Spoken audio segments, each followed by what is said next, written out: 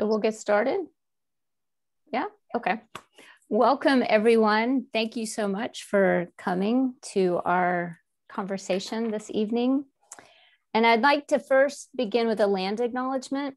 I speak with you today from Syracuse, New York, which is the traditional territory of the Six Nations Haudenosaunee people.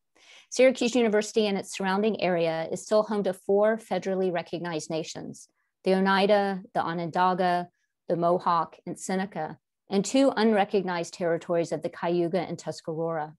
Without them, we would not have access to this gathering and to this conversation. We take this opportunity to thank the original caretakers of this land and to recognize their continued stewardship in this region. I am both honored and delighted to be able to introduce Cory Henry to you this evening. I was first introduced to Cory when he became a visiting critic late last summer, I think, by Rosa Shing, who's one of our alumna. And she said, this is someone you must meet. And she was absolutely right. I've really grown to enjoy the few conversations we've been able to have. I'm so sorry we haven't been able to meet in person up to this point, but I'm thrilled that he's here. He's been with us all year.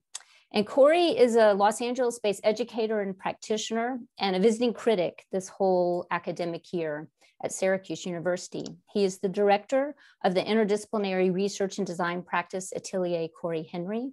And prior to founding his Atelier, he worked at several renowned architecture firms, including Michael Graves and Associates. He earned a master's of architecture from Cornell University and a bachelor of architecture from Drexel University, and has also conducted research in new media, immersive environments, and emergent technologies at the Southern California Institute of Architecture. With over 15 years of professional practice, Henry has contributed to award-winning designs in residential, commercial, institutional, and urban planning projects spanning 3 continents. His background has led to interdisciplinary approaches to design through an integration of visual arts, architecture, and urban design. He's taught at a number of institutions, and I'll just highlight a few: the University of Pennsylvania and Penn State, as well as University of Oklahoma. He's also won a number of awards. A few I'd like to just highlight: the AIA LA Residential Architecture Awards and the California Preservation Award. So tonight's format will be, Cory will present some of his work, and then the 2 of us will be in conversation.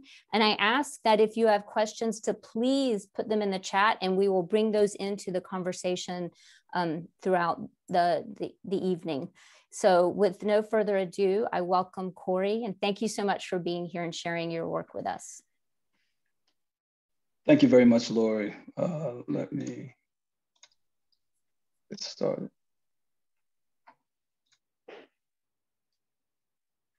So first off, I'd like to thank you, Lori, and Syracuse University. It's a pleasure to be able to have this conversation with you all. And thank you for giving me the opportunity to, one, present some of the work that I've been doing, but also for the opportunity to look back and think about my own background and a few experiences that I've had that influenced my thinking and approach as a practitioner and an educator. I am from the Bronx, New York. Just to give a quick background, and my family's from Jamaica. My mother left Jamaica, the island, when she was in her late teens to go study in the UK to study nursing. Since then, she's traveled quite a bit. She lived in the UK, she lived in Canada, went back to Jamaica for a while, and then settled in the Bronx. Throughout her experience, she's always talked about the different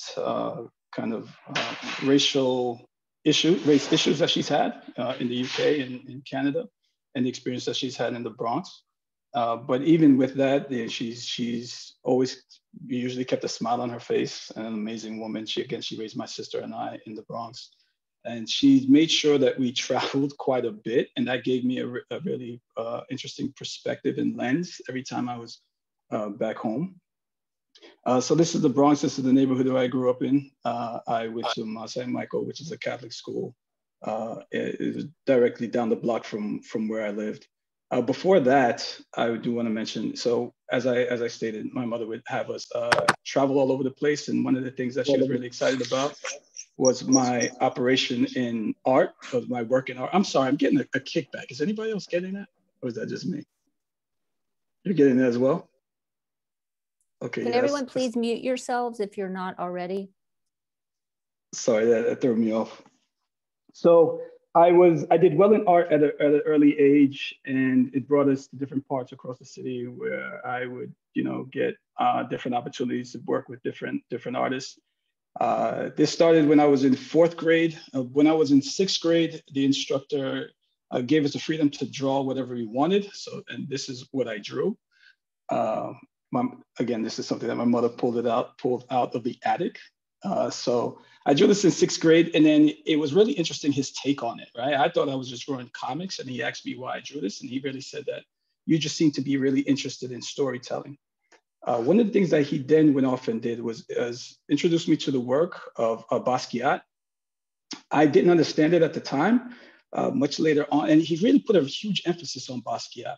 Again, I didn't understand it at the time, but then what I became to realize was that he wanted me to see an artist that looks like me in a field that did not have many Black artists. He also showed me the work of Duchamp. I was enamored with the fountain, obviously not because of what it is, but with the critique that Duchamp had with the fountain in terms of being a bourgeois art and kind of critiquing it in the face of the art institution itself. My mother was always nervous about the lack of resources that an artist typically has. So I remember she asked the instructor, what fields could I get into? Again, I was very young. I was in sixth grade. So it's kind of interesting to kind of plan out your career at that point. But he said, architecture is really good. So she ordered Architecture Digest to the point that we had a closet stacked of these magazines. And these are actually some of the covers from some of those magazines. And so my introduction into architecture was actually Architectural Digest. So I was always enamored with residential design. As I mentioned, we would travel throughout the city for different art events, venues, theaters, etc. One place that we went to a lot was 42nd Street. By the mid 80s, 42nd Street was dominated by doll stores, theaters, and Rolling Stone magazine referred to it as the sleaziest block in America. And again, while there was some libertinism, there were actually art theaters and events there. And again, that's why we visit there often. And quite honestly, I was interested in and fascinated by 42nd Street. It was the social life, the cultural life that was completely transparent, and it connected the very vastly different worlds in one place, where these boundaries and intersections and spatial occupations completely disappear. But by the 1990s, the city and the state condemned properties in Times Square to get rid of all of the sex shops and the abandoned buildings. What was not sold to the city was basically taken. An example of this was the New York Times headquarters, which was built on property obtained through eminent domain. And while Times Square was being redeveloped through tax abatement, deals, renovations, and the use of eminent domain, the Bronx suffered from a wave of crime. And what I remember as my white neighbors at the time calling abandonment. They were one of the last to leave the area, and I later learned is a term called white flight. And to give to perspective the level of crime in the Bronx during this time, the Bronx is still known as a struggling borough. However, the overall crime rate today is 70% lower than it was in 1989, 1990. So as that wave of crime hit, this is a photo of me, my mom, and my sister when I was 13. And the reason why I'm showing this photo is not only to see my amazing mother and my sister, my mother's 5'6". So they said, I'm 5'6", 5'7" in this photo. And again, around this time, crime really started to pick up. And a friend of mine his aunt was he lived up the block, his aunt was having a party. And whenever we traveled let me take a step back. Whenever we traveled to Manhattan, there was always, there was a sense that your mobility changed and the way that you should act changed, right, in these different environments. And it was always troubling to me. But now, fast forward to what I'm talking about now, a friend of mine, his aunt was having a party. She lived directly up the block from me. So it was adults there. And at some point, he ran to the backyard, so I ran after him. And when I caught up to him, I got tackled from behind, and then there was a knee on my back. And I could see all the adults in the party just pause. And they were yelling like, what's going on? I had no idea what was going on at the time. So when I finally looked up, it was a police officer, and he had his gun to my temple. And he put his gun to my temple. He said, don't move. Where'd you throw it? I had no idea what was going on. Apparently, he thought that when I took off running, their patrol car turned the corner. He thought I was running away from them. Again, I'm showing this photo. I was no threat whatsoever. But there's a few things that I do remember. I remember extremely vividly about that time. One was all the people that were there and how helpless they were in this situation. And two, I really thought that was the end. I thought I was gonna die at that moment. And I immediately thought, well, my mother's not gonna have a son, my sister's not gonna have an older brother. But I also thought that he's going to get away with it. Despite there being 30, 40 adults at the party, I looked around and said, they all look like me, and this person is going to get away with this. In the subsequent years following that, there was obviously, I think stop and frisk really started to pick up. So the mobility, even in our own neighborhood, changed. So it wasn't even as if we had to go to a new borough, a new environment. The way that we occupied our own space was completely shifted. Much later on, I would study computer programming and switched into architecture after the suggestion of a few professors. I attended Drexel University in Philadelphia. For my undergrad, Philadelphia is a minority majority city. Over 40% of the city is Black. However, it consistently ranks as one of the most segregated cities in the country. This can be felt throughout. You could see this in the built environment. This is Nicetown, Philadelphia. One of the first firms that I worked for did community development work. The firm was located outside of Philadelphia in the suburbs called Ambler. They were deeply committed, again, to community development work, rehabilitation of rural homes, working with community development organizations and nonprofits to sell homes below market rate. However, good design was never part of the discussion. And every time we were in the room making decisions for the community, there was no one in the room who looks like the community. So it was really interesting to see that those who were feeling the effects, most of the conditions, were never in the room to make decisions about it. I would move, after a couple of years of that, I would move on and work for Michael Graves' office in Princeton, New Jersey. I remained in Philadelphia and I would commute. Michael Graves' office had an incredible impact on me, not necessarily from a design language. It was his broad approach in search for inspiration toward conceptualization of projects, operating in all scales. They designed everything from the doorknobs to the building. And I was there during a time when the office was involved in designing hospital furniture. The reason of this is approximately 7 years earlier, Michael was sick and became paralyzed. He spent a significant time in the hospital. He became committed to using his abilities to address the functional and aesthetic ills that he saw in hospital furniture. He did not only base this on his own experience, the office consistently researched and analyzed hospital spaces and furnitures to find problems to address. And the people at the office were absolutely incredible to work with. And so that also played a role in my experience there. But it was also one of the things that was also important was that I realized that you did not have to choose between doing good and doing good design. While I was at Graves' office, after several years, I began to consider going to graduate school, and I wasn't sure if I wanted to do architecture. I spent a lot at that point. I decided to spend a lot of time in art galleries. I actually went to, I was in Philadelphia and was going to see a Pepano Surreal installation at University of Pennsylvania, and ran into a former professor. The conversations from the former professor, he said, I want to introduce you to someone named Philip Freelon. I knew of Freelon's work at the time, but I had no connection to him. So he introduced me to Phil Freelon. And I forgot, the first time I spoke to Mr. Freelon, I forget if I had already sent him my portfolio or if I sent him my portfolio during the conversation. But I remember him saying, okay, I'm going to open your portfolio now. And then he says, okay, I'll call you back. And I immediately thought that my portfolio was that bad that he said, I don't even want to speak to this man anymore. But he did call me back, and we had a 2-hour conversation, and we had quite a few conversations there afterwards.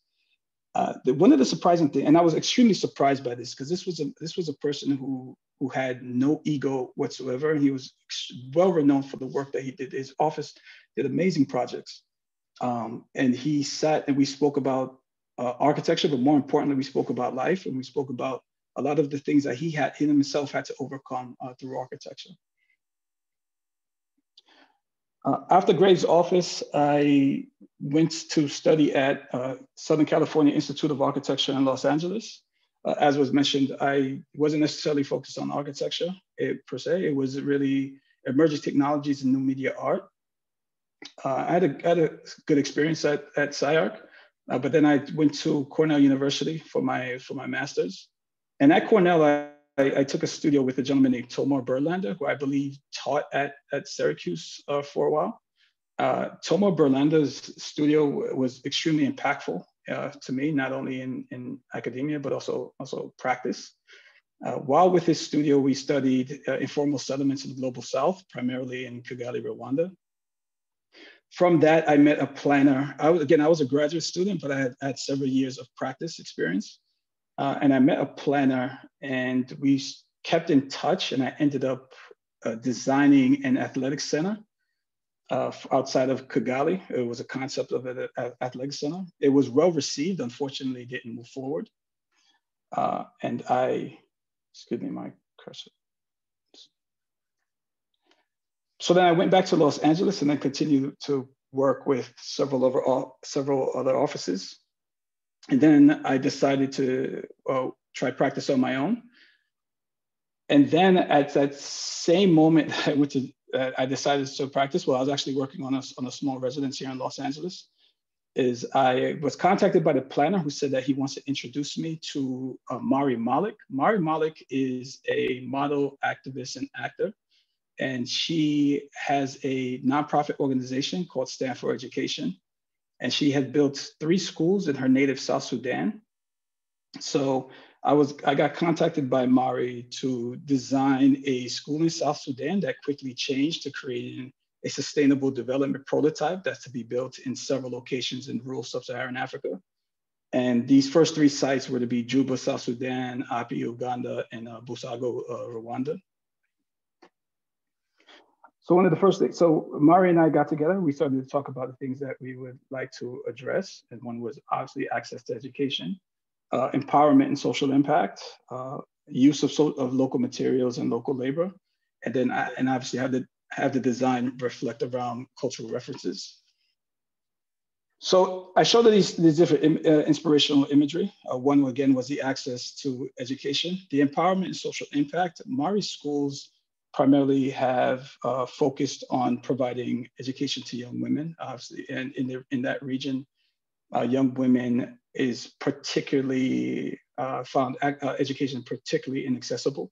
So, and that's been her main focus. But we also wanted to, in this new school, was have it be co-ed so that the young men would then would actually see these girls as their equal. And that again was something from having a deep conversation about, again, the cultural conditions of the place that we're working in, without going in with this, let's say, higher knowledge, is saying that, you know, on a relative to Bula Rasa, help me understand exactly the environment that we're working in. And again, local materials and cultural references. And then in terms of local materials, decided to use rammed earth that could be procured locally from all 3 sites. Rammed earth is constructed by compacting moistened subsoil into place between 2 temporary formwork panels. And then I looked at fly ash from coal power plants that could be used as a biting aggregate, so that when dried, the result is this dense, hard monolithic wall. And while there are not any coal plants in the 3 nations that we're working in, just south, there are several. So in Zambia, Mozambique, Botswana, Namibia, and South Africa, there were several coal mines. So as mentioned, being a prototype that would be located in various countries and regions in Africa, Revealing a deep contextual cultural narrative was a challenge due to the incredible diversity in Africa. Each nation, environment, ecology have a different history. Nonetheless, I kept coming back to this ring form for several reasons, whether you look at the fractal African patterns, but also the design takes its cues from the pre-colonized East African art and inspired by the imagery of teachers in the rural communities conducting class under the tree and the gathering that surrounds them. So the ring form grows from a centralized courtyard inspired by this under the tree experience. And then the visual connections throughout creates an environment that encourages dialogue and collaboration. With these transitional and communal areas that blend along this ribbon to encourage interaction and inquiry. And then this is the front elevation. So this project was put on hold because of some of the strife that happened in South Sudan. But fortunately, about a month ago, we found Mari has actually purchased 3 different plots of land. And this project will enter construction late this year. The next project I'd like to discuss is the Skid Row Hygiene Center. Housing insecurity is a nationwide problem. California is home to 3 of the top 5 cities with the worst numbers of this crisis. And there are many reasons for this, from the lack of housing development to meet population growth, to the continuing effects of systemic discriminatory practices such as redlining. So this is Los Angeles County. The noted area is Skid Row, which is a small community in regards to land size, which is in downtown Los Angeles. However, Skid Row is known for having one of the highest density of unhoused population in the world. For those of you who don't know Los Angeles, I just want to show you, like, Skid Row is basically to the top right, and then you can see the Fashion District, downtown Los Angeles, University Park, and the Arts District. University Park, which was on the left, as you see it in the kind of the fuchsia dashed outline, that's where University of Southern California is. And the small sliver that you see to the top right, that's where Southern California Institute of Architecture is. The graphic shows the immense density and the amount of homelessness that's in these particular areas. So the homeless population in downtown Los Angeles is well over 5,000, but over 3,000 of that lives in that area called Skid Row, where you see is in close proximity to SIAR. So Los Angeles itself has the second worst homeless population in the nation after New York City. But because of the warmer climate, there are more unsheltered homeless here. Over 3,600 residents of Skid Row live on the streets or in temporary beds and shelters. Thus, Skid Row is notorious for having one of the largest concentrations of unhoused living on the streets, alleyways, parks, and public areas. The lack of housing, mental health care facilities, and what has become criminalization of being houseless. The residents of Skid Row felt that their needs were being ignored, if not threatened. The community is desperate for immediate resources. I worked with the Mayor's Office of Economic Opportunity to create personal care centers for the members of the community experiencing homelessness. So this became the Refresh Spot, which is a community-driven project that provides Skid Row community access to restrooms, shower, and laundry facilities with supported services, such as linkage to other providers in the area and phone charging. It is a public facility open to anyone in the community, 24 hours a day, 7 days of the week. And next, I'd like to play a testimonial from one of the community members. See, when we look at the status of homelessness, whether we're talking about homeless men, homeless women, homeless children, Black, white, Latino, we have to first remember, just because I'm homeless, I still have a human right. And my human right is to dignity, to be able to take a shower, to be able to use the bathroom. This is the only place in downtown that will allow you to do one or the other or both of them. You have no other spot like that. And so therefore, if we don't come together now, then they win. They win. We have to take back our community, and we're going to take it back by force. That's right. If we have to get the entire Skid Row community involved, we will do that. Because we want to be able to see these people have a bathroom to go to 24 hours a day and have a shower to take 24 hours a day. There's nowhere you can do that. Amen. But here in Skid Row. And so my plea to this meeting, That's right. if you guys are not in line with that, Come on now. you're facing the wrong agenda. That's right. So it's a very powerful and impactful project. These three diagrams that you see here are the most dynamic graphical drawings created. And the project took 3 years to come to fruition. So, and the reason why I'm showing that is because it took 3 years because of all the bureaucracy and different city departments operating silos. So for a project that really, again, was these three are the main drawings, that should not be the case.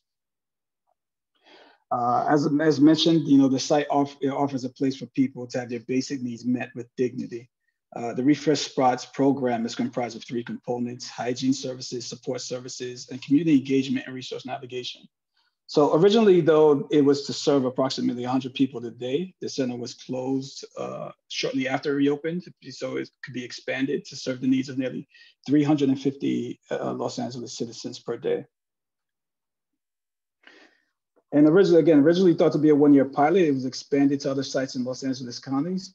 And once we are post-COVID, this will see other sites throughout, again, Los Angeles County and beyond.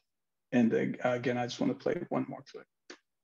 After 6 months of expansion and improvements, people who are homeless in downtown finally have a place to freshen up again.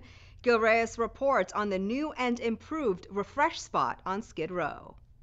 To the relief of people in downtown, the only homeless hygiene center of its kind in the nation has reopened with new 24-hour showers, toilets, and laundry facilities. Skid Row's community Refresh Spot has returned. I know in the middle of the night when it's hard to find somewhere to go to the restroom in downtown, it's really hard. I mean, when you have to go, or taking a shower, it's like, I mean, there's nothing. This place, I don't know what I would do without it. After a 6-month delay, the center is definitely back better than ever. Back in December it opened, but then closed in March for what was supposed to be just a 1-month renovation. That dragged on. Part of the problem was ordering the new trailers that had to be shipped and plugged into local utilities. There was also a delay in receiving permissions from the state. There were special customized trailers that were made to meet the needs of the community. And there were some challenges in getting them certified and getting them approved. But Charles Porter from Skid Row's Social Model Recovery Systems says that's all in the past. Some 300 people a day now visit the center. There are 6 showers, 7 toilets, also 12 washer and dryers. Some of these facilities are wheelchair accessible. The thing that I would stress is the importance of partnering with the local community to design it, to develop it, and to staff it, because it really is a win-win. When you have people in your neighborhood that know what the issues are, give them an opportunity to develop something. Adeline Bertha wishes these free services were around when she was growing up, homeless, going to school, and feeling very out of place. Having to have conversations with other people and you didn't take a shower, you didn't have time to brush your teeth, and the Refresh Spot gives you a feeling of community. It gives you a feeling that there's other people who understand where you came from and that your situation doesn't define you. Goodwill, Homeless Healthcare LA, the Skid Row Community Improvement Coalition. Just so we make time, the next project and last project I'll talk about today is the Frankfurt Chocolate Factory. So this is a map of Philadelphia. The Frankfurt Chocolate Factory is located in Graduate Hospital, which is in South Philadelphia. The site is approximately 100,000 square feet and has been abandoned for several decades. It sits along an industrial corridor called Washington Avenue, which is rapidly changing. The yellow is the industrial corridor, and then you can see it's flanked by these residential row homes. They're about 2 to 3 story high. The dense urban area does not have a grocery store and is considered a food desert. Along with requested community benefits for the developments that's happening along Washington Avenue, the community has developed an affinity for the warehouse as a landmark of the area, so much so that in 2018, it was placed on the National Registry. So this is an aerial photo of the warehouse to the left, and then to the right, the ground level photo. This is a quick diagram that shows all of the different components of the warehouse. Over time, the original warehouse was built in 1865, and over time, additions were made, resulting in this compound of structures on the site. I wanted to retain the historical significance of the factory to the community and focus the ground plane to the public realm. Thus, I proposed removing the additions to create a public plaza, and then use the existing the 1865 existing building as new retail, and then on the most northern end there'd be new residential. So in this section diagram, you see the shift and the change, where all of basically the apertures that was put onto the original building is removed, and that public space that happens in the front face. Also would be 2 levels of underground parking with there would be a significant amount of leftover parking that we exceeded the code requirements of it, but that would be given to the community as well. Oh, and then if you look on the proposed, you kind of see where I've also created an enclosed garden. So on top of that portion that was basically a derelict would be a community outdoor space. So one of the additions that was, again, built into the 1865 building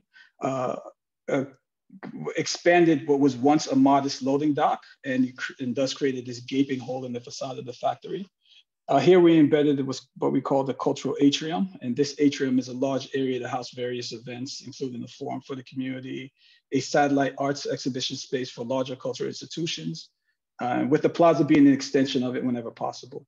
The atrium acts as an entrance to the project itself and connects the community to various arts, educational, and other programming that is housed there. The factory is repurposed to mixed use with retail and food market within a new double height space. We removed the second level. The residential units are on the upper levels of the retained structure, and prefabricated 2-level row home modules rest above the existing warehouse. The modules is an explicit link to the urban fabric of Philadelphia, and they sit back from the edges of the factory to create additional outdoor space for the residences. So at no point is any residence removed from outdoor space. It's from one level to the next. And the mix of unit types, because the warehouse has this interesting column grid, not interesting, but weird column grid. So they're not all at the same increments, but this allowed us to have a diversity in unit types throughout the project. And so we took it, and that's something, again, it was a negative that we took advantage of. And we introduced vertical farming that's available in dedicated spaces on all residential levels. So here you see the new 3rd level with that enclosed interior courtyard. Again, the blue signifies the different residential units. And as we continue to go up, and here is where we have those modules that I spoke about and how they're pushed back from the edge, again, to give outdoor space. So if you remember the front facade of the front elevation of the project, it was then changed. You could see where we now have this public plaza, and again, this cultural atrium that is an introduction into the project itself, but it's completely democratic outdoor space, public space. And this is that area that I mentioned was completely derelict. That's not then changed from this to this. So I do want to point that, right now I'm working on quite a wide range of projects. I do want to focus on the theme of the discussion, but also, I guess, the theme of some of the lecture series. So that's why I'm showing these 3 projects here. Thank you very much. I do want to give time for the conversation too, so. Thank you so much, Cory. Great, amazing range of work. And I think I was very struck by your when you highlighted that experience early on, going to that party, and how you began to be aware of how mobilities are different for different people and in different areas of the city. And I wanted to bring that back in, circle it back to think about and ask you, and seeing the kind of spectrum of work you presented today, how has your life experiences, how have they and how do they continue to influence the kind of practice that you do and the kind of teaching that you're engaged in? Right. I'll be candid and honest. When I got into architecture, as I mentioned, right, I always thought it was about Architectural Digest. When the person who told me I should do architecture, when I was actually studying computer programming, but I was really into arts and humanities, and they said you have to get into architecture, right? And then they said, one, based on the kind of the work that you're doing here, and that's your particular interest. But again, I always viewed it as being high-end residential. Then once I started to study it, I realized that it's so much more than that. But then I also started to look at the few Black architects that I became aware of, and that took intense research at that time, but the few Black architects that I became aware of and how they were not working in that basically high design space. So I initially made it a point I was trying to make it a point to not do work that is socially responsible, because I always feared being pigeonholed in that lens. But then every time I had a studio project or even in practice, I found myself gravitating toward work that had a social agenda. And again, it was almost as if I was at this tug of war with myself. And then that's why being at an office like Michael Graves' office, where I realized I did not have to choose between the two, is that I can do good design work, and it can be socially responsible. And a lot of it does have to do with my background and coming from where I come from and the experiences that I have, right? The Bronx is known, again, it's a struggling borough. It's known as being probably the most struggling borough in New York City. And the imagery of the Bronx, especially when I was a kid, was looking at the burning buildings in the Bronx.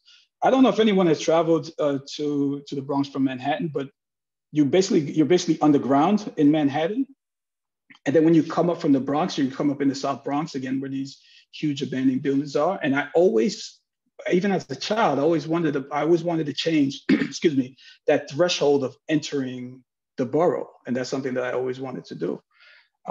So even now, as I mentioned, I'm working on a diverse range of work. I'm working on the residence in Como, Italy. And at the same time, I'll wrap up a call working on that residence in Como, and then it would be, okay, we have a school in Cameroon that we need to look at. So I remain committed to work that has a social responsible agenda. And in terms of teaching, there hasn't been a studio that I've taught that doesn't fall along those lines. And it's been absolutely amazing being, the students have always picked up on it. It's something that they've always been engaged in and wanted to do. And one of the things that I always stress to them is that architecture may not necessarily be the answer for what we're looking at. So operating on different scales, I think right now, my studio is we're doing a project in Clarksdale, Mississippi. And there are nine different projects, 9 very different projects, and 3 different scales. Like some are doing containers, trailers, like what we saw in the Skid Row hygiene centers. And then some are actually doing buildings, right? So I think it's the introduction of understanding the systemic issues that come into play and have them kind of understand that, distill that, and then figure out how they want to respond to it. Can I don't think this gets talked about very much, but because you mentioned it's almost there's the high-end work that you're doing, and then there's the I don't want to call it, it's not low end, but it's engaging with communities. I'm sorry, that was an awful blunder. No, I've done that, so but don't worry. One of the things that makes me think about is the economics of practice. And as someone myself who's done pro bono work, and how we give value to things that we may not be paid for, and what does that do for our discipline? So when you have this kind of practice that's engaging a wide spectrum of economies, really, how do you think about that within the economics of having a practice? Because clearly certain projects generate more revenue than others. And so do you think about that economics as a way to enable you to do things that you would maybe not be able to do otherwise because you have this house in Cuomo, for example? Like, is it a conscious decision or strategy in the way that your practice has evolved? Or is it, which is often the case, serendipitous, that you get certain projects, you meet certain people and things happen? But I guess I'm curious how thinking about the economics of being able to do the kind of practice you want to do and how that factors into the types of projects you accept or go after. Right. Okay, so, and this may be contradictory to so maybe some of my peers will operate similarly, but doing pro bono work, I think, is extremely problematic in a lot of cases. I think there's a loss of value even from stakeholders to the work that's being done. I think that it also puts you in a tough position because it is a business, and if you're operating a practice, you have to keep the lights on. You have to be able to maintain. Some of the work that I've done that may not, where the fees may be relatively low, the way that we've been able to do that is through different types of partnerships. For instance, there's a community group called Downtown Crenshaw, who's looking to buy the Crenshaw Mall, which was actually our studio project last semester. And it was right now our partnership is with Smith Group and Mass Design. So that allows us to operate a little bit differently and not maybe take on some of the scope, like this entirety of the scope. And the fees would be much lower than what it would normally be. I've worked with Office Untitled. They used to be RNA Design out of Culver City. And we've had amazing collaborations together. Again, just splitting scope. But I do think pro bono work is problematic. The other thing that I think why pro bono work is problematic is because it allows certain firms to participate in that type of project that other firms. So if you have financial backing somehow, some way, and in a field like architecture where there's a lot of generational wealth that gets handed down, and so people can experiment and operate differently, you allow firms who already have the agency and backing to operate in that type of realm. So if you say someone like myself, right, it's a guy from the Bronx who's started a practice, it's impossible to participate on, let's say, 5 pro bono projects. It's just not going to happen. Versus another firm, again, who may have had, privilege, can absolutely do so. And I actually see that more often than not. So again, I don't believe in pro bono work. I'm so glad you brought that up. And I will say, I learned the hard way about doing pro bono work. And I won't do it again. I think how value gets exchanged is really important because it does send certain messages. And I hadn't thought about it exactly in the way that you presented it, but those with means are able to do other different types of pro bono work than the rest of us who may not be from means. So I really appreciate your forthrightness and honesty about that. Because I think we all, we want to make the world a better place, but how we go about doing it and not disenfranchising parts of our discipline is also really critical. I want to open it up for questions, but there's one more topic I really would like to get to. And I was looking through your kind of online presence, and I came across an op-ed that you wrote last summer in response to a lot of the civic engagement in response to George Floyd's death and Breonna Taylor, and it was in the Architectural Record. And if you don't mind, I'd like to quote a piece of it because I think it's really important to talk about how these issues intersect with architectural education, which then it goes and influences the discipline. And in this op-ed, which is titled "In Education and Practice, Architecture Fails to Hear Black Voices," you wrote, "Most architecture schools have very few Black faces among both students and faculty. They fail to consistently explore narratives that speak to the Black experience or a wider range of socioeconomic conditions. Rather than teach, the Academy of Architecture placates and panders to its own privileged community. The Academy fools itself into believing that it is progressive when it is anything but. Many design schools do not look past the walls of their ivory towers until there is a crisis. The problem here is that we, Black people, face a form of crisis every single day, yet our voices remain unheard by society and by the architecture profession. And I wanted to ask what your thoughts are in terms of the future of architectural education, given what we see is happening as a result of last summer with the immense calls to change and evolve ourselves in the discipline. And I think it's a really important moment. And so I have no doubt you've given this a lot of thought, and I'm very interested to hear what you've been thinking about since you wrote this op-ed piece last summer. I wrote that piece in about 20 minutes, and I was livid at a lot of the things that I was seeing coming from institutions in response to the George Floyd murder. And I'm just being candid and honest. There was a lot of institutions that was putting out the black squares in solidarity.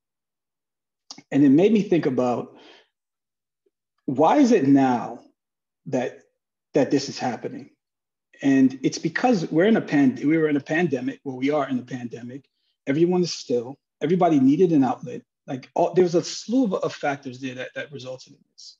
I was asked last week if I'm really optimistic about the future and the change of architecture and architecture education. And I said, I'm not optimistic at all. I'm hopeful, but I'm not optimistic at all. One of the things that came out of that time too, which after I wrote that piece, I was on a few panels, is it made me think of when I first moved to Los Angeles. So when I first moved to Los Angeles, as I showed you, Syracuse is in that area of South LA, but we had moved from Philadelphia to the Valley. It was a considerable drive, if anyone who knows LA. So we were looking for different areas to live in. There was an area that I was looking in, and at the time, as I'm in this area, I was on the phone with someone, and I said, "Hey, I'm in such and such place," and he goes, "Get out of there! You have to get out of there." So I said, "Why?" Right? He says, "You don't want to be there. That's not a place for Black people." Right? So I left. I got to Syracuse.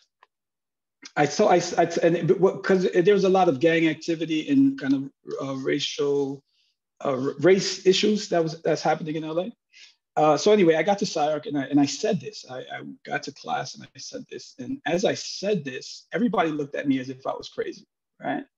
And I remember one person said, "You're being racist by saying that you're being discriminated if you can't live in a place." And they said this. And I looked around and I said, I'm in an institution that operates in the built environment in Los Angeles that does not understand the actual social fabric of LA.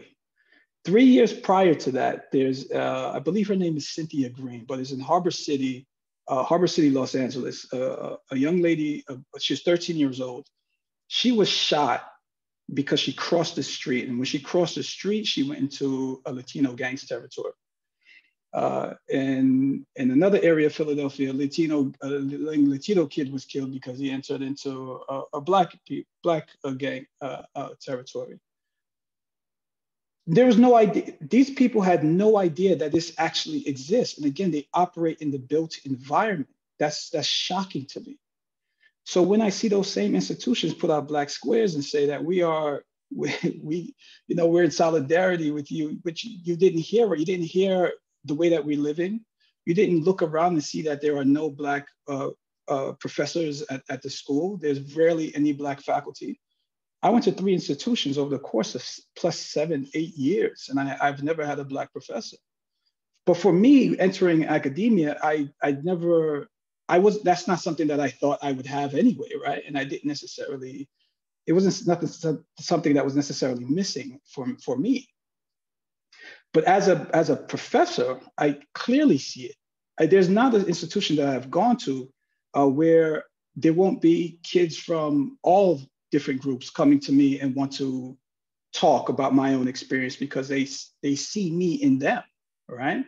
There is that representation there. So that's why I showed the Basquiat. So in that even at that early age, again, I didn't pick up on it at the time. It actually wasn't until I was in architecture school, I looked back and I said, wow, he was really trying to show me representation in a field that doesn't have any. I hope that this is a change.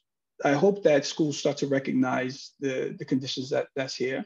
I think it's a Gordian knot, and it's going to have to be, a lot of things are going to have to be cut rather than trying to be untangled.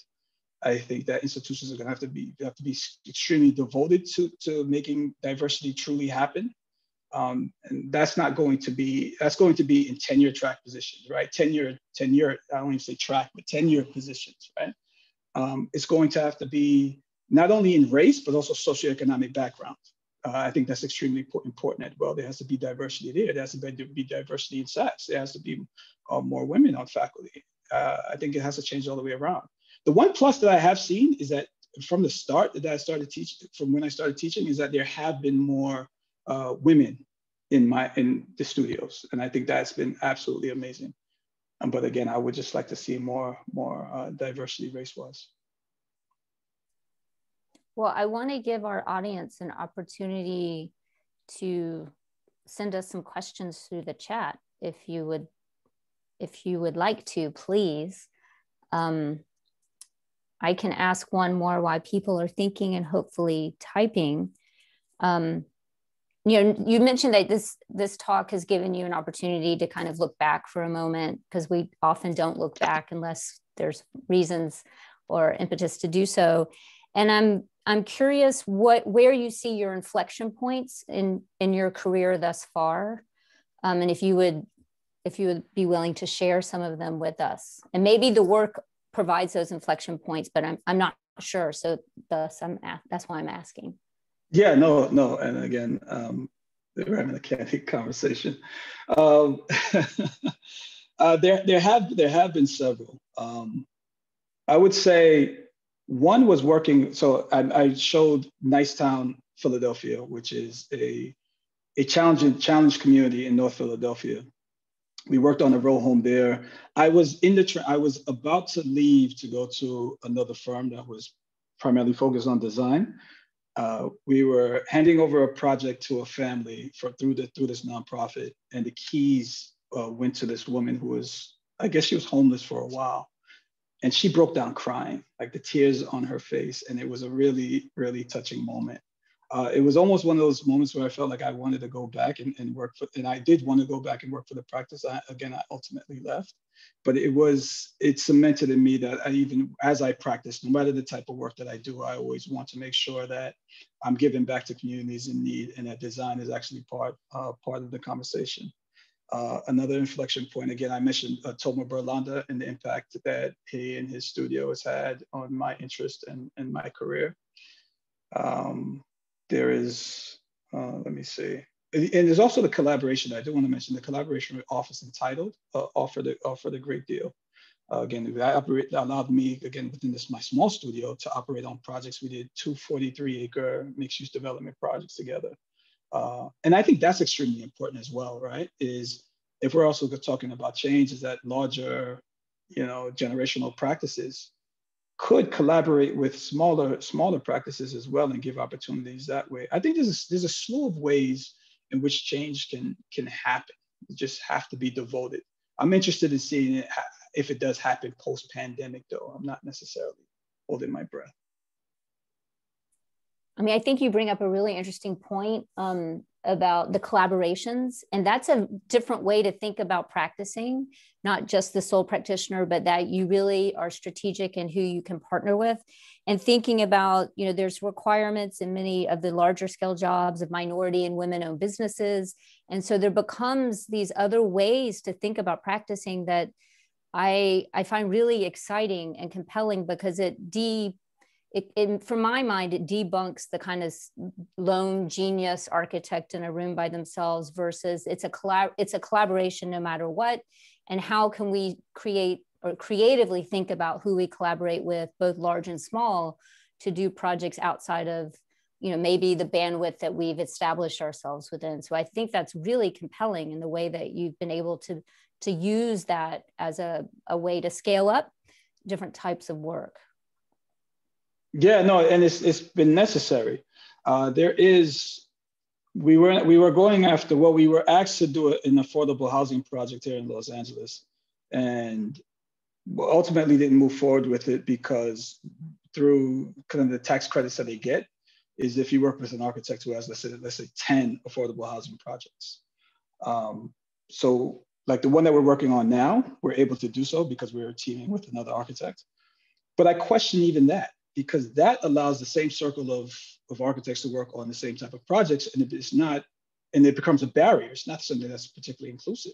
So that's why I keep mentioning it as a Gordian knot, is that there's a slew of different things within the system that has to be addressed and looked at. And also in Los Angeles, you can't get a project based on, let's say race or sex, right? So you can't say we want a minority-owned practice on it, or we want a woman-led-owned practice with it. So, you're competing against people who have done these type of projects consistently throughout and have a foothold on it. So it's challenging, but it's coming around. And again, the partnerships allows me to then gain that experience and work on those type of projects. And it's gone well. It's gone extremely well.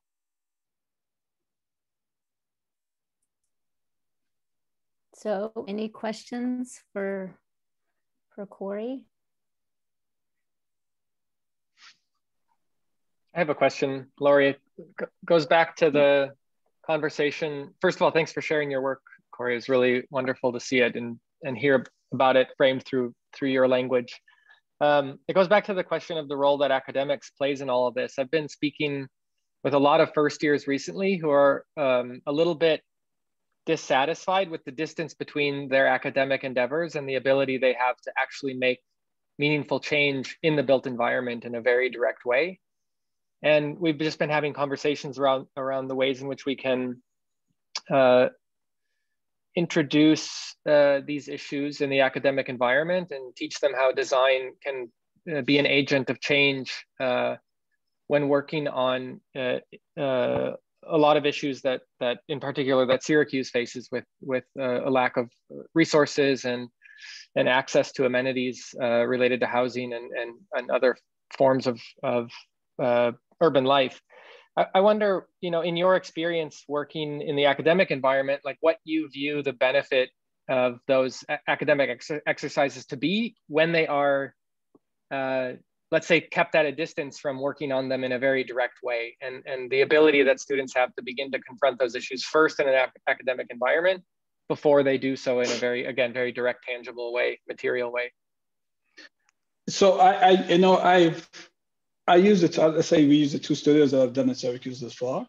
Is the first thing I say is you have to understand the agency of architecture or change your definition of what architecture is. So don't go into this thinking that you're going to solve the issue just purely by designing something, right? Let's say I come in and I say, hey, I want this project is about having 60 units of residences and this, that, and the third, and these are your square footage and that side. You're right. You've eliminated your agency and your potential impact on the project. The first thing is to understand the problem. Two, then again, is to change the definition of architecture. Again, understand your agency by saying, I understand the problem. I'm looking at these systemic issues. I'm just using my studios as an example. That includes policy, et cetera, et cetera. And that's why a resultant may not be actual architecture in this most traditional sense. And you will find that even in practice, that way of approaching a project is extremely beneficial. There's off the top of my head, I could think of 3 projects, or even like the hygiene center project.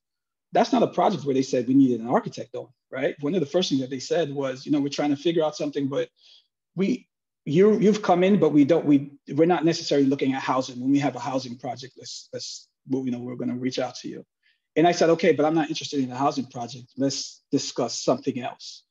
And first, I had to get them to understand that an architect does more than just build, right?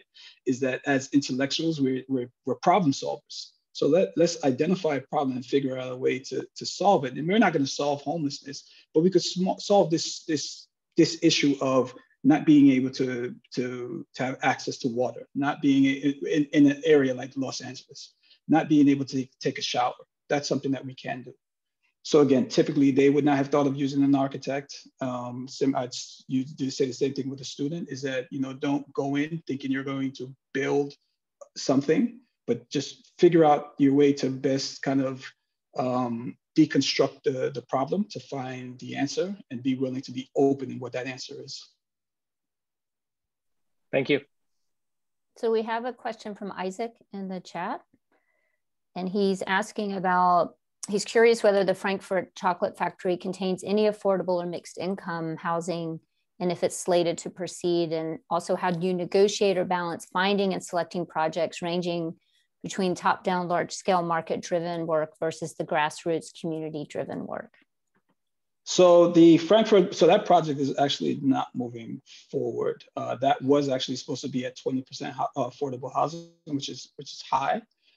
We had a fantastic developer who asked us to move on that project. And again, we got it to 20% affordable housing. They were willing to spend, they don't make money on parking stalls, and they were willing to spend to have significantly more parking stalls to go with the community.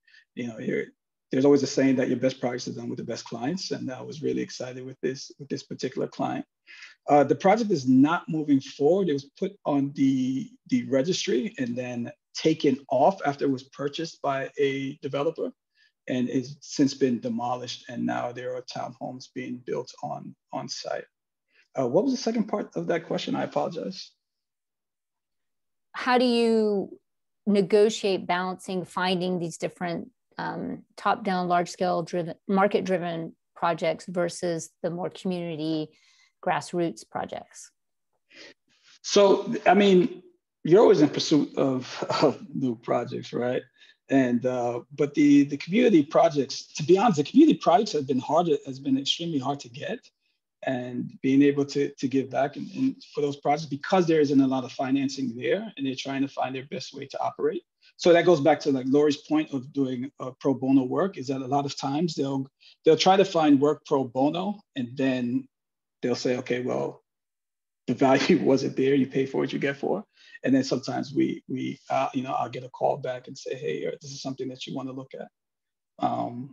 But yeah, it's really just pursuing. A lot of times it's my preoccupation at the moment. Like if I'm interested in something, I'll find I'll seek out opportunities to be engaged in that realm. Right now, the Clarksdale project is a studio that we're doing at Syracuse, but there's also a project that I'm involved with the nonprofit organization there. And that actually came about from the project that we're collaborating with Mass Design and Smith Group on in Crenshaw. They were a nonprofit organization who saw some of the stuff that we were doing there and then asked if I'd be interested in working in Clarksdale, Mississippi. So that's how that came about. A lot of it is also word of mouth. I'm terrible at marketing, so as you probably could tell by now. Thank God for word of mouth. So we have a lot of questions coming up. Another one is your projects have spanned across countries and continents, and how do you go about creating a sense of place in your work in order to imbue meaning and ground people in their built environment? One is removal of ego. I don't go into any new environment thinking that I have the answers already. I treat everything as a relative tabula rasa, lessons learned from previous projects and obviously experiences. But going, because I do feel that each place has its own narratives and story that it wants to tell. That's remained kind of the common thread in all of the work, is again, going in with a blank slate and trying to, and I do believe that once research is done, is that the project almost tells you what it wants to become. And again, you just start to extract different things, different narratives, and allow the architecture or the design to tell that story.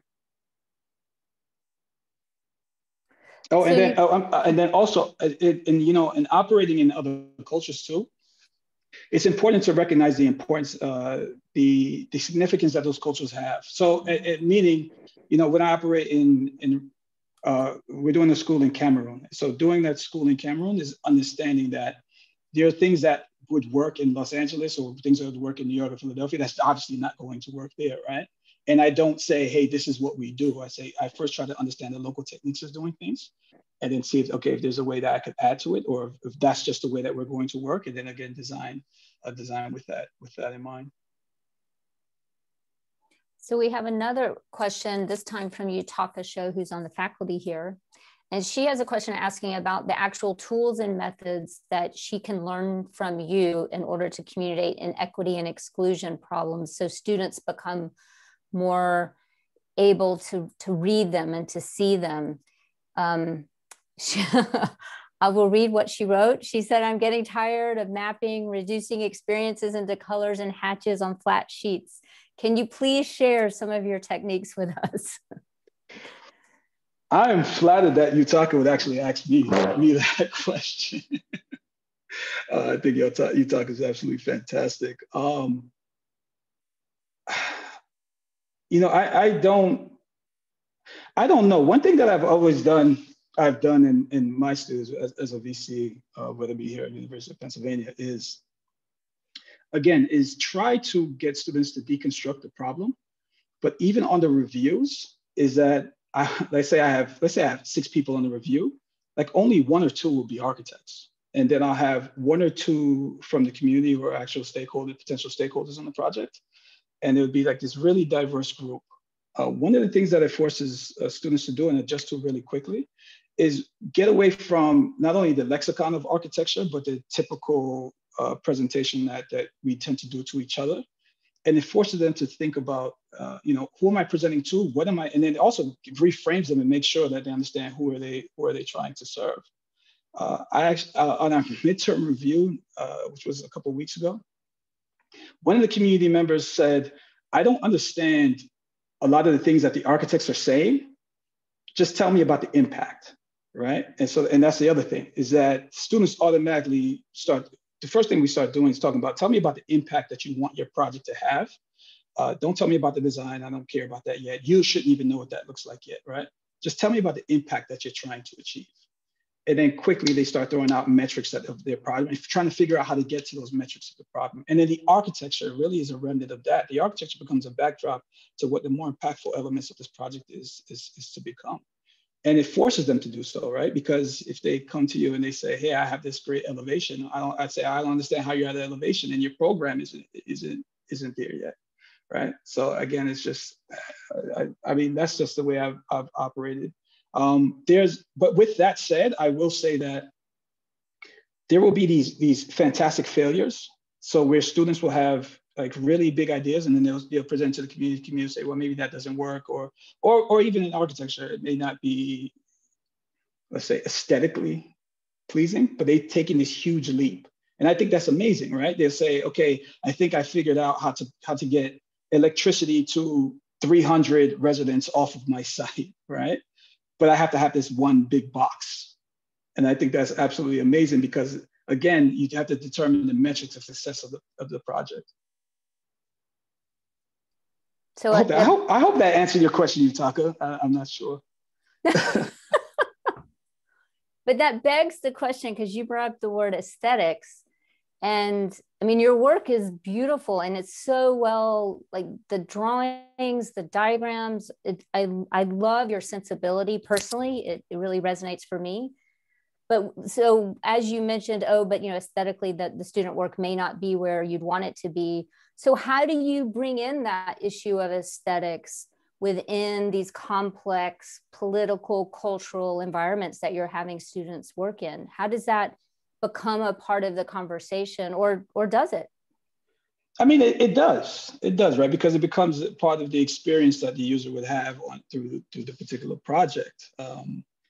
I think, look, we only have a semester, and you really have to determine again, right? Like, what's the most important things that you want these students to engage in and learn with? I've actually become really comfortable. I had a student whose project, I truly believe this. I know professors say this a lot, right? If you had more time, I could see where this is going. But I really had this student whose project, I could see where it was going if she had one more month, right? One more month and it would have been fantastic. She got a really good grade because I understood everything she wanted to do. And then I got an email at the end of the next semester. And she said, you know what? Everything that we did there that I didn't get to do, like I was ahead in what I wanted to do here. And I really was able to really just focus on like what this thing looks like all those things of, again, analyzing the problem, being able to determine, again, what's determining factors of my project being successful away from the quote unquote architecture. She was able to actually produce really good architecture. And I was really excited about that, right? I was really, really happy about that. I don't mean to hold it. I know we're a little bit over on time, but one project that I do think about when you ask that question, I'm really proud of, is at USC, we do for first year undergraduate students, they do tape installations. And it's, I'm sure everyone knows about a tape installation. You take a perspective, let's say of a column, and you put tape on the ground that shows that perspective. But I challenged my students, it was in a visual representation course. I challenged the students to create an installation that's based on the social ill. So one group did mass incarceration. So this group that did mass incarceration, they went out to the courtyard and they basically framed out the size of what a cell would be. And then on the adjacent wall, they through tape, they showed the LA County Courthouse. And then as people would walk by, some people thought they were dormitory beds. And then a student would stand out there and say, they're not dormitory beds. They're, this is about mass incarceration. And they'd have a conversation on mass incarceration. So these students who come from these social spheres where that is not in their realm and not of their concern, was really interested in discussing how mass incarceration has impacted a certain minority, several minority groups. What's its impact on social life, potentially the built environment. Like that was a conversation that these first year students had. And again, if several of them said, this is not something I would have ever thought about. And I thought that was absolutely amazing. And so, again, introducing, because look, they're the academy, we should be broadening their lens and allowing them to see things that they would not necessarily see and think about things that they would not necessarily think about. So that's a project that I'm really proud of and was really excited about even at that time. One last call for any last questions for Cory.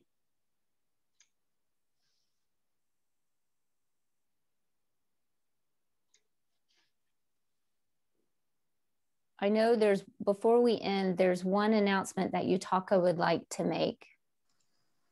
Sorry, I don't mean to take your time, Cory, but I want to invite you and the audience here to a conversation between probably the most acclaimed artist from Africa, Ella Natsui. You must know him. And his architect, Tony Asare. They will be having a conversation here at not Syracuse, they're in Ghana and Nigeria, but I'll be moderating. So please join us on April 22nd at 5:15. We will be pretty much talking about the same issue, what is the role of aesthetics and participation and the overlap between art and architecture. Mm-hmm. It was a great lecture. Thank you so much, Cory. Yeah, thank you so much. It was a pleasure to be in conversation with you. Thank you again for having me. It allowed me to take a look back on my work. It's actually the first time I delved back into my childhood to think about how those experiences plays a role in what I do. Well, thank you. And thank you everyone for coming. Have a good night. Thank you.